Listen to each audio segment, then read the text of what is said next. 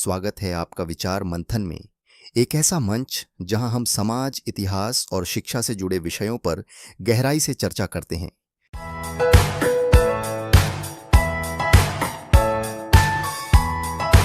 क्या शिक्षा व्यवस्था में अराजक का अंत और एक पुनर्निर्माण तय है? भाग 6। राजनीति नहीं, राष्ट्र के भविष्य का प्रश्न।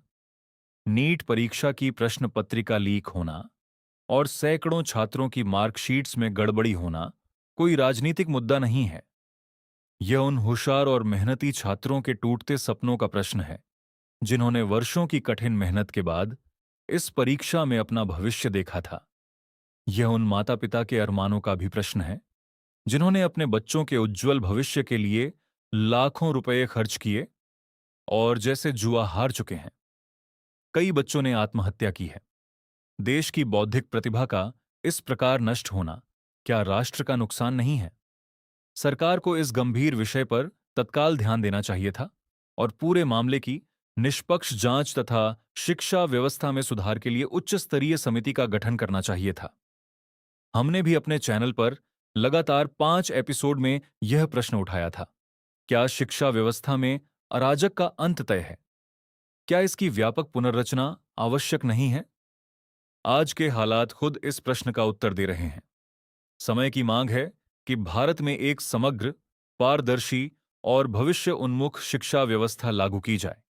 देश में एआई वैज्ञानिक राज रेड्डी, शिक्षाविद अरुण कपूर और सूचना प्रौद्योगिकी विशेषज्ञ डॉक्टर अच्युत गोडबोले जैसे अनेक प्रतिष्ठित बुद्धिजीवी हैं। शिक्षा सुधार के लिए ऐसे अनुभवी विशेषज्ञों की एक स्वतंत्र समिति बनाकर दीर्घकालिक सुधारों की योजना तैयार करना जरूरी है। लोकतंत्र में मतभेद होना स्वाभाविक है। केवल इसलिए किसी व्यक्ति को खलनायक घोषित करना उचित नहीं कि वह हमसे सहमत नहीं है। चर्चा, संवाद और शास्त्रार्थ हमारी गौरवशाली परंपरा रही है।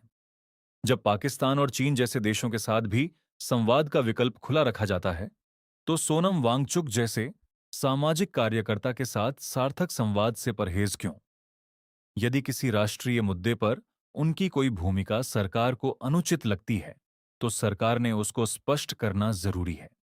यदि सरकार शिक्षा व्यवस्था की कमियों को स्वीकार कर पारदर्शी और दोषमुक्त प्रणाली बनाने की घोषणा करती, तो यह समस्या इतनी गंभीर न बनती।